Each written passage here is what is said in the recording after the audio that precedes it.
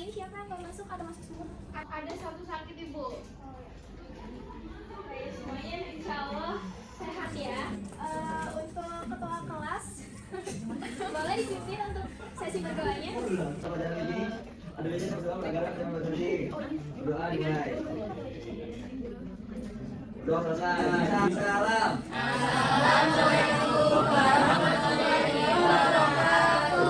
Waalaikumsalam warahmatullahi wabarakatuh. Baik, untuk materi hari ini itu kita melanjutkan materi pertemuan yang kemarin, yakni sekarang kita belajar tentang administrasi pajak.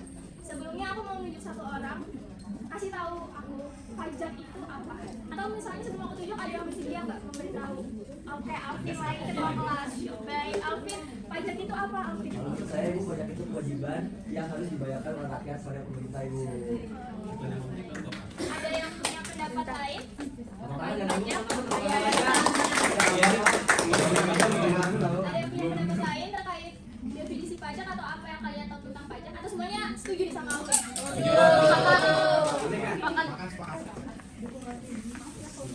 Oke, menurut Fanta ya, tak kenal maka tak sayang ya teman-teman semuanya, anak-anakku semuanya. Sekarang perkenalkan, aku Ibu Ais dan di sini aku ditemenin sama ibu guru yang cantik semuanya di depannya. Ya Allah, ada Ibu Aul, ada Ibu Rahma dan ada Ibu Agni. Props dulu dong. Oke, baik. Untuk tujuan pembelajaran pada hari ini itu diharapkan kalian semua nantinya setelah sesi kelas materi kelas ini berakhir, diharapkan kalian mampu menjelaskan pengertian ataupun ciri-ciri pajak sesuai dengan undang-undang yang berlaku di negara Indonesia ini. Lalu diharapkan kalian juga bisa tahu nih fungsi pajak itu apa atau fungsi administrasi pajak itu apa, dan kalian bisa nantinya mengelompokkan jenis-jenis pajak yang ada di Indonesia. Boleh di next?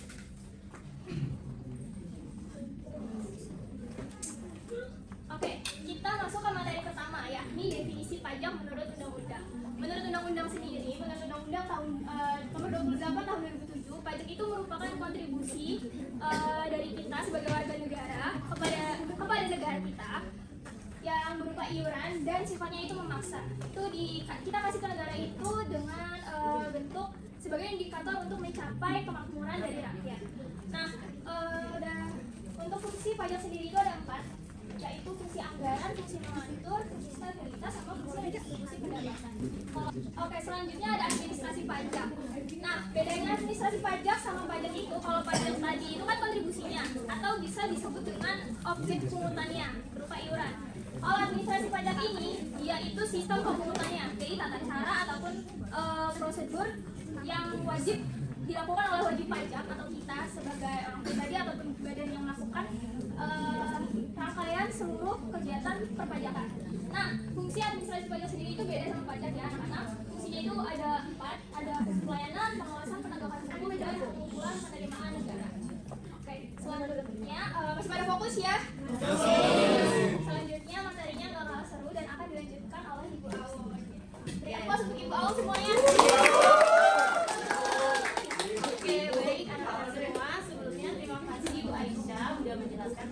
Materi sebelumnya. Jadi di sini Ibu akan menjelaskan materi selanjutnya yang nggak kalah penting dan nggak kalah krusialnya nih dibandingkan yang tadi. Nah, di sini tuh Ibu akan menayangkan sebuah video pembelajaran yang diharapkan anak-anak semua itu untuk menyimak dengan baik dan mencatat poin-poin penting di dalam video pembelajaran ini. Apa semuanya sudah siap? Ya. Oke, mari kita simak video pembelajarannya bareng-bareng ya. Pagi ini, aku akan berkunjung ke kantor pelayanan pajak terdekat dari rumahku. Iya, karena aku merupakan salah satu wajib pajak, aku harus tahu bagaimana cara pembayaran pajak itu. Selain itu, aku juga harus tahu mengenai pemungutan pajak yang ada di Indonesia. Secara umum, pemungutan pajak itu dikenal dalam 3 sistem. Ada sistem yang namanya Official Assessment System. Contohnya nih, kamu tahu pajak bumi dan bangunan? Nah, jumlah pajak bumi dan bangunan ini sudah ditentukan oleh pemerintah atau petugas pemungut pajak yang sudah ditetapkan dengan surat ketetapan pajak. Sehingga wajib pajak tinggal membayarkan sesuai dengan yang tertera di surat pajak tersebut. Kemudian ada Self-Assessment System, di mana sistem ini memberikan kepercayaan dan kewenangan pada wajib pajak untuk menghitung, menentukan besarnya pajak, melaporkan dan membayarkan sendiri. Contohnya nih, pajak pajak penghasilan atau PPH, pajak pertambahan nilai atau PPN, dan pajak penjualan atas barang mewah atau PPNBM. Dan yang terakhir ada sistem yang namanya withholding system, di mana sistem pemungutan pajak ini memberi wewenang pada pihak ketiga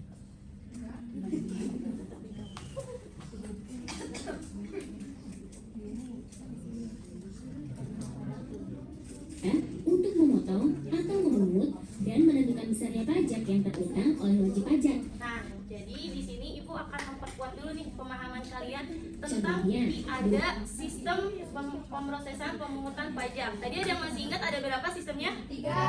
Ya, ada 3. Yang pertama ada apa? Nah, jadi ada official assessment system. Nah, di official assessment system ini di mana kita itu sebagai wajib pajak, pajak terutang kita itu sudah ditentukan dan dihitung sebelumnya oleh pemerintah dengan adanya surat apa? Ketetapan pajak. Benar, ada pintar. Ketetapan pajak. Jadi kita sebagai wajib pajak hanya tinggal membayarkannya saja kepada kantor pemungutan pajak. Nah, yang kedua itu ada yang masih ingat ada apa? Benar, ada jadi berbeda dengan official assessment system. Di self assessment system itu kita sebagai wajib pajak menghitung, melaporkan, menentukan sendiri dan membayar sendiri kepada pemerintah. Jadi kalau misalkan official assessment system itu pemerintah yang menghitung dan menentukan, nah di self assessment system ini kita sendiri yang menghitung dan membayarkannya kepada kantor pemungutan pajak. Nah, lalu yang kedua, ada yang mau jawab yang kedua ada apa? Yang ketiga, iya sorry, yang ketiga ada apa? Withholding system. Oke, benar. Yang ketiga itu ada withholding system. Nah, di sini itu berbeda dari yang sebelumnya. Di withholding system itu jadi ada orang ketiga yang membayarkan pajak kita. Jadi misalnya itu di sini ada pemotongan pajak penghasilan karyawan atau PPH pasal 21. Nah, kita wajib pajak itu kan karyawan di sebuah perusahaan ya. Nah, perusahaannya ini sebagai orang ketiga yang nantinya yang membayar pajak kita. Jadi kita sebagai karyawan itu tidak perlu lagi untuk membayar pajak seperti itu. Sampai sini apakah bisa dipahami? Bisa. Kita simak lagi ya videonya. Oke, mohon perhatiannya dulu sudah anak-anak. Jadi karena videonya ada kendala, jadi Ibu jelasin aja ya tentang alur pemungutan dari pajak. Nah, yang pertama itu ada kita sebagai wajib pajak tentunya harus mendaftarkan diri kita terlebih dahulu ke kantor pemungutan pajak untuk mendaftarkan yang namanya NPWP. Ada yang tahu NPWP itu apa? Nomor pemuda wajib pajak. Benar banget, keren banget. Oke, benar. Jadi Oke, lanjut ya. Benar banget. Jadi yang pertama yang harus kita lakukan adalah mendaftarkan diri kita untuk mendapatkan NPWP.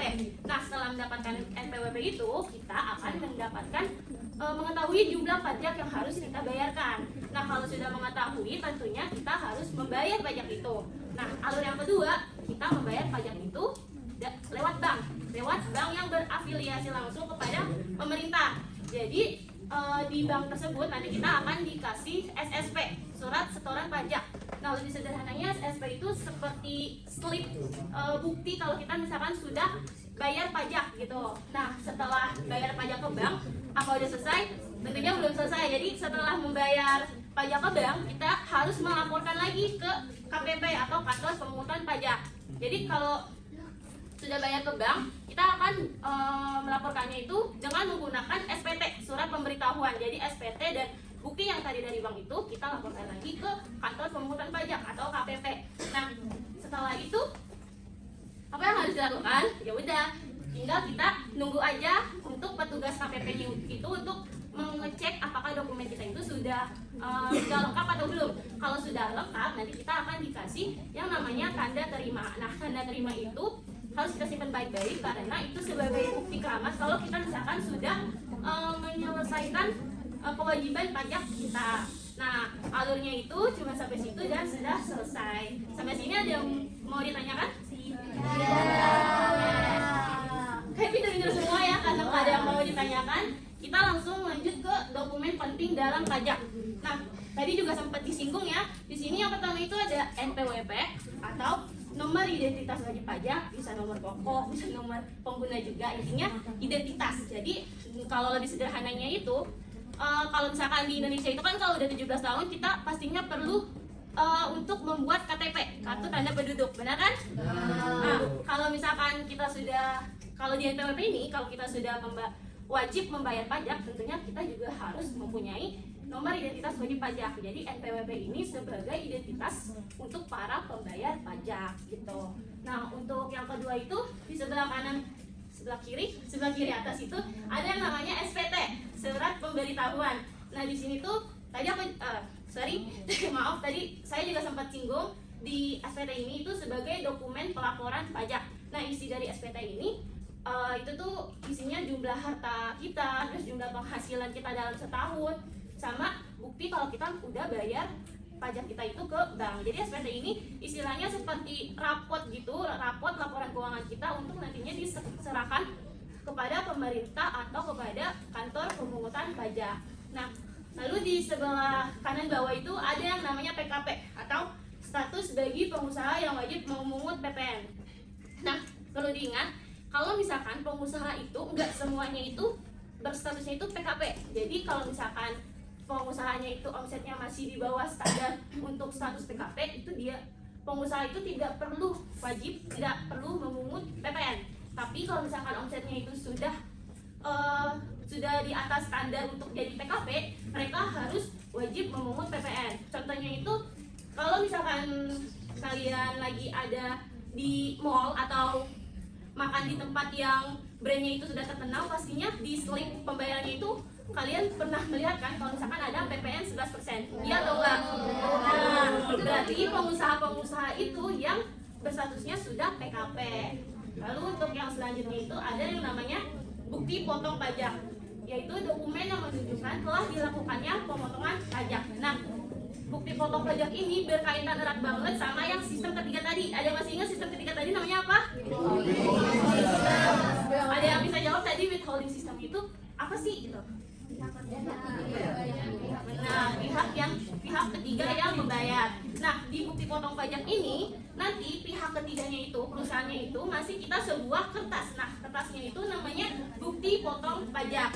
Nah, kertasnya itu nantinya itu sebagai bukti kalau misalkan kita itu pajaknya sudah dibayar oleh perusahaan. Jadi nanti kalau sewaktu-waktu pemerintah itu meminta kita untuk membayar pajaknya untuk kedua kalinya, nanti kita tinggal serahin aja tentang bukti potong pajak ini. Nah, sampai di sini terkait NPWP, SPT, PKP, dan bukti potong pajak ada yang mau ditanyakan? Oke, karena tidak ada yang ditanyakan, boleh di next. Selanjutnya itu ada speaking. Nggak kalah seru, nggak kalah keren gitu ya. Kita masuk ke sesi ice breaking. Jadi di sini sistem itu adalah tebak gambar. Dani. Kambing. Anak-anak harus bisa menebak gambar dengan cepat. Oke? Oke, Ibu. Siap mulai? Siap. Oke, baliknya. Nah, oke, ini jelas dulu. Ini ada Mas Tunggul, kemudian ada Mas Kasino. Bukan. Coba.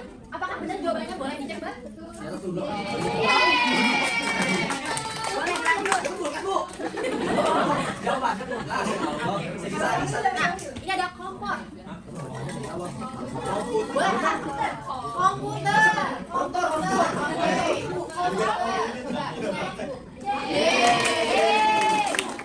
Oke, boleh dilanjut. Nah, ini ada siapa? Boleh apa? Radio. Coba. Boleh next. Apakah benar jawabannya?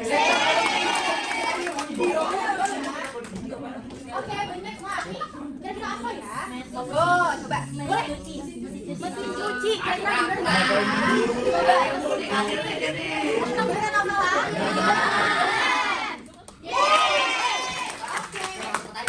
Mau lagi? Boleh di next? Nah, ini ada telur dan dasi. Kira-kira apa? Boleh.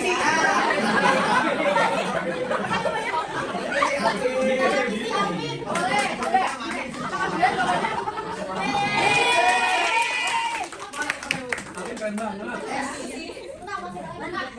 Ini ada jam. Ini ada siapa ini?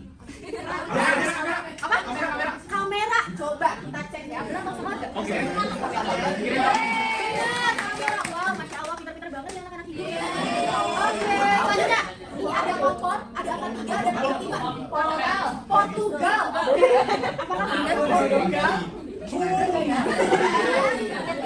Coba cek, kira-kira benar nggak ya? Benar nggak, Bayi?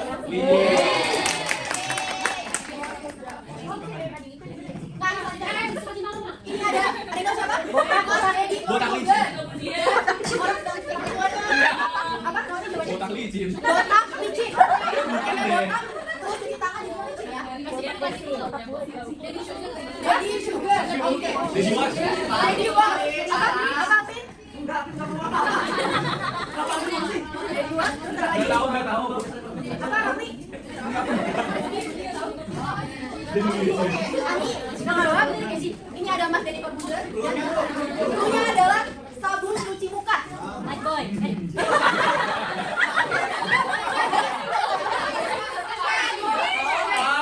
Face wash ya.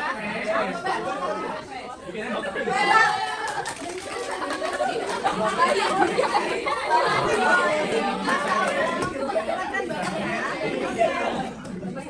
Oke, sudah selesai. Sekarang kita masuk ke dalam pendudukan hukum pajak. Teman-teman, maaf, anak-anak. Ibu izin tanya, di sini ada yang mau permen nggak? Boleh? Tunjuk tangan yang mau? Boleh. Ibu akan berikan 5 permen. Saya Bu. Saya Bu.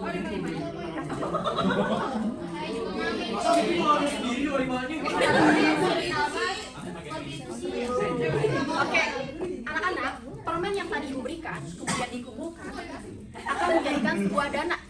Dan dana itu kita alokasikan kepada fasilitas pelayanan di kelas. Contohnya kira-kira fasilitasnya apa aja sih di kelas? Wifi, terus papan tulis, apalagi?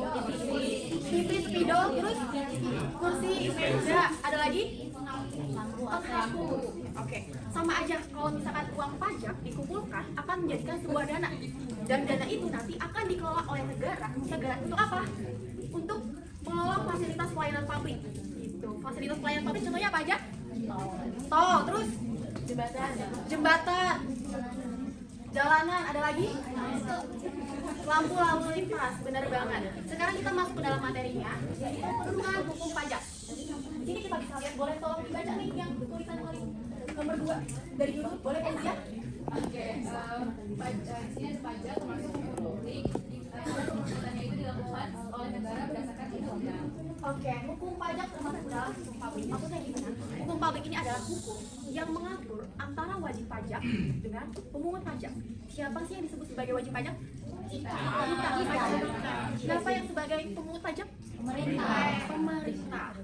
Kira-kira kalau misalkan anak-anak udah punya penghasilan tetap, di situ disebut sebagai syarat wajib pajak. Jadi anak-anak wajib bayar pajak. Gitu. Oke? Oke, anak-anak selanjutnya kita masuk ke klasifikasi pajak. Nah, jadi pajak itu dibedakan menjadi 2, yaitu pajak pusat dan pajak daerah. Nah, apa sih pajak pusat itu? Pajak pusat adalah pajak yang dikelola oleh pemerintah pusat. Ada yang tahu nggak pihak yang mengelola pajak pusat itu siapa? Pintar sekali anak-anak. Nah, benar. Yang mengelola pajak pusat adalah DJP atau Direktorat Jenderal Pajak. Nah, ini ada contoh-contoh dari pajak pusatnya, ada 4. Bisa tolong dibacain, Karas? Oke, yang pertama ada pajak penghasilan atau PPH. Yang kedua ada pajak pertambahan nilai atau PPN. Yang ketiga ada pajak penjualan atas barang mewah atau PPNBM. Dan yang terakhir ada bea materai. Nah, benar banget. Jadi pajak-pajak ini tuh dipakai oleh pemerintah pusat untuk keperluan nasional, misalnya kayak infrastruktur, terus pendidikan, kesehatan dan lainnya gitu, infrastruktur yang nasional. Lalu ada yang kedua pajak daerah, yaitu pajak yang dikelola oleh pemerintah daerah. Siapa yang mengelola? Yaitu Bapenda atau Badan Pendanaan Daerah gitu. Jadi di kabupaten atau kota. Ini contoh-contohnya bisa tolong dibacain, Rizky. Yang pertama ada pajak kendaraan bermotor atau PKB, terus ada biaya balik nama kendaraan bermotor, terus ada pajak restoran, pajak hotel, pajak hiburan, pajak trek-trek, PBB, P2. Iya, pintar banget Rizky, makasih ya. Nah, kalau pajak daerah ini digunakan untuk keperluan di daerah kabupaten atau kota tersebut. Jadi misalnya kayak pembangunan taman atau jalan pendidikan gitu. Jadi untuk keperluan di daerah, kabupaten atau kota. Jadi gampang banget ya buat ngebedain si pajak pusat sama pajak daerah. Bedanya cuma di pihak yang mengelola sama daerahnya. Jadi di nasional atau di daerah gitu. Oke, lagi.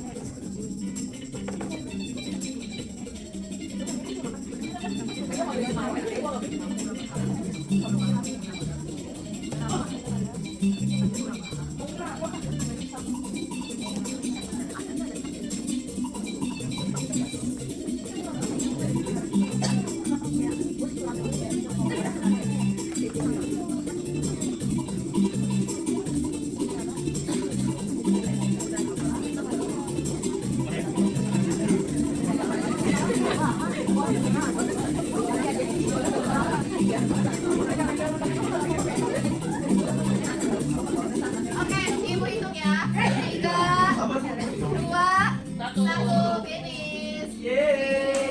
Siapa ya yang dapat juara 1, 2, 3? Tunggu dulu.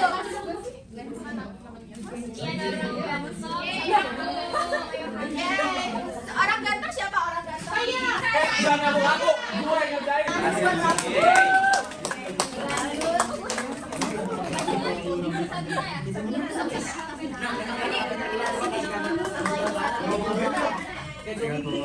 Makasih ibu-ibu.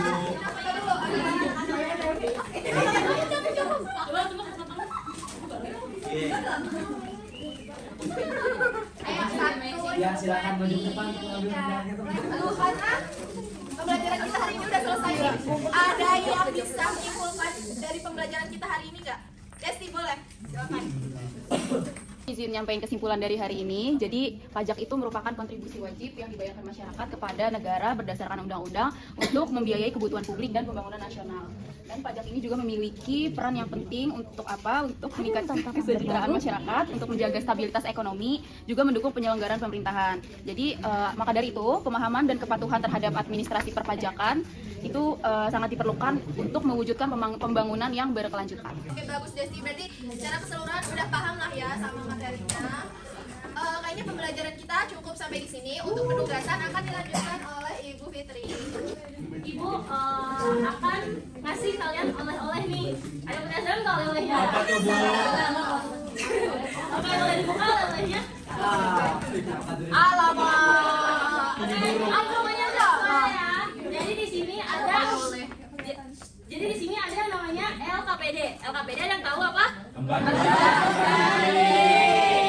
Jadi di LKPD ini akan ibu share juga di grup WA. Nanti kalian print dan kalian langsung isi di LKPD ini. Oke, dengerin dulu baik-baik semuanya ya. Ini ibu izin jelasin singkat bagaimana cara pengerjaan LKPD ini. Jadi di lembar pertama itu ada analisis kasus, ada analisis kebijakan 2 kasus. Yang pertama itu ada apa tujuan pemerintah memberikan insentif. Yang pertama itu kalian analisis apakah insentif pajak 0% ini berhubungan dengan fungsi reguler. Nah, nanti kalian jawabnya itu di lembar jawaban yang ada di sini. Terus yang kedua itu ada analisis kebijakan mengapa pemerintah menetapkan tarif PPNBM yang sangat tinggi untuk super mobil super mewah. Nah, kalian kaitin juga dengan fungsi budget kalian. Nanti kalian juga isi jawaban kalian di lembar jawaban ini. Lagi. Oke, di lembar kedua itu ini lebih gampang dari yang tadi. Kalian tinggal checklist aja, tinggal klasifikasiin, tapi perlu diteliti atau perlu dianalisis lagi apakah soal yang pertama itu termasuk pajak pusat, pajak daerah atau bahan bukan pajak. Oke, next. Nah, mungkin segitu aja penjelasan dari Ibu tentang LKPD ini. Apakah ada yang mau ditanyakan atau sudah jelas? Sudah jelas, Bu. Jelas banget. Sudah jelas. Nanti mungkin Ibu kirim juga ya ke grup WA. Nah, kalau emang sudah jelas, hanya Ibu mengucapkan terima kasih atas partisipasi aktifnya dan mohon maaf kalau misalkan ada kata-kata yang tidak mengenakan dari Ibu dan rekan-rekan Ibu. Karena pelajaran tadi dimulai dengan yang baik-baik, sekarang juga kita tutup dengan yang baik-baik juga nih. Ketua kelas boleh pimpin doa lagi. Teman-teman semua, kita semua belajar dengan baik hari ini. Alhamdulillah. Kita berdoa untuk pelajaran hari ini, teman-teman. Semoga pelajaran hari ini berkati buat Tuhan. Doa dimulai.